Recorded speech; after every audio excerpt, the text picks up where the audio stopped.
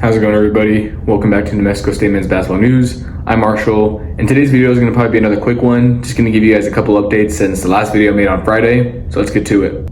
First, I want to talk about Robert Carpenter, who's playing for BC Luleå overseas. Talked about him a little bit last video and just been talking about his professional journey so far.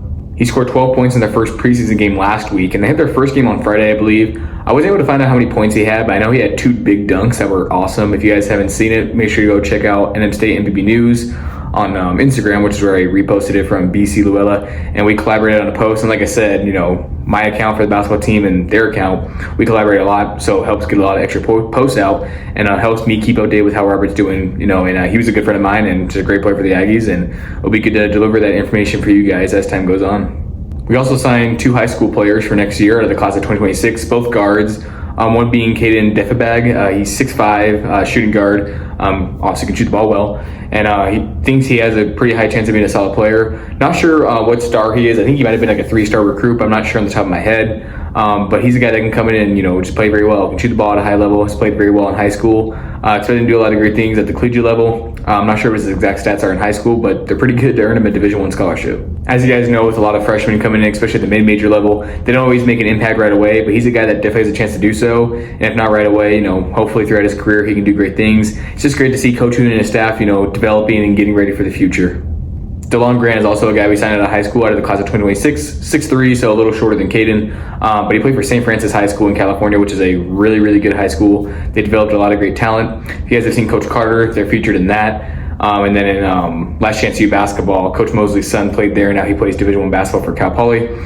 So it's produced a lot of great talent, Division I players. Not sure about NBA players overall, but I'm sure it's produced some. He also plays for Content Magic, which is a really good AAU program. Produced talents like, Mikey Williams, for example, who is one of the top players in his class. Hasn't, made a name for himself too much in the college world, but hopefully he has a chance to do that with Sacramento State. Kind of similar to Sierra Malonga for the Aggies. Hasn't really done much in his collegiate career so far compared to high school, where he was a top 100 player in his class, but hopefully he can do great things here along with DeLon Grant and Caden.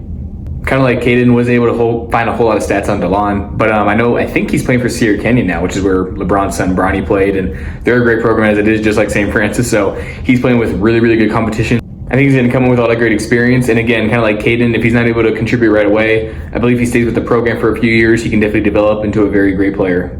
The only thing that sucks with freshmen not getting a whole lot of playing time right out the bat is that they want to transfer to another school right away. And that's not always how it works. A lot of times you have to work your way up. There's been Aggies in the past, like Serge Rice, for example. Redshirted his first year, second year here, only averaged about 3 points, and then developed into one of the greatest players we've ever seen at the school. Now he's working his way up for an NBA contract. It's not how you start, it's how you finish. But I feel like a lot of young guys just don't realize that. They're so used to playing their whole careers, and then they get to an instance where they're not playing that much. It's like, dude, you're a freshman and on a Division I basketball team. A lot of the seniors are always going to play. That's not because there's favoritism. It's just because they've been around the game so long, and coaches would rather go with more experience, and a lot of times they're just not as talented. They're just not good enough yet to play. But if they stay with the program, they can definitely get to that point, And especially if you're at a mid-major school and you leave after not playing a whole lot your freshman year, or not at all, if you redshirt, you can't really expect to go to a big-time program like that. So it's good just to work your way up. I've seen some transfer down a level or even just go to a lower level D1 where they can play more. But I think it's really good just to stick with your team. And I'm not just saying that because obviously I want that to happen for the Aggies. But that just goes for most programs or all programs in the country. I think pairing these guys up with guys like Omar Smith, Gabe Pickens, Jacoby Osborne, Augustine Ekway for the future, those guys can all stay together for a few years. I think they have a really good, connection coming if they're able to, stick with that. And it's going to come with Gabe and Jacoby being big leaders, along with Augustine and, Omar as well after this freshman year. Because again, who knows who's going to come back from this team this upcoming season? I think we have a chance to be really good. And I feel like Jacoby and Gabe would stay since they stayed after their first year. But we saw Jaden Harris, who stayed after his first year here, and now he's at Kennesaw State. So you just never know what goes on in these players' minds. We're obviously not them. Obviously, we love them to stay. I know I talked a little bit last video about the schedule for this upcoming season. As of now, I don't think I've seen anything just yet. But I could see something very soon, even when this video goes out. So if I do, I'll definitely, get a video up quick about that later in the week, and get posts about it up on social media. I just want to say, thank you guys so much for the social media following. The YouTube following, or subscribing, as you could say, has gone up a lot. I believe I'm at 846 now. I've gained about 10 the past month, which is huge. Might not sound like a lot, but to me it is. And then on Instagram, I swear at the start of the summer, we were less than 500 followers, I think, and now we're 618, I believe. So I want to obviously hit 1,000 subscribers on YouTube, but I feel like there's always a chance we could hit it on Instagram as well. And there was a stretch on Twitter where we were last year, I think, hitting a bunch of new followers. Right now I think I'm around 557. I always had more Twitter followers than Instagram for the longest time. Now I have a lot more Instagram followers. But at the end of the day, it's all growing really fast, and I'm really appreciative of that. And it's just the off season. I feel like every year during the actual season itself is when I've gained the most followers, obviously, because there's actually games going on. There's a lot more to report on and talk about. So please keep staying consistent and keep spreading the information to your friends if they haven't heard about it already.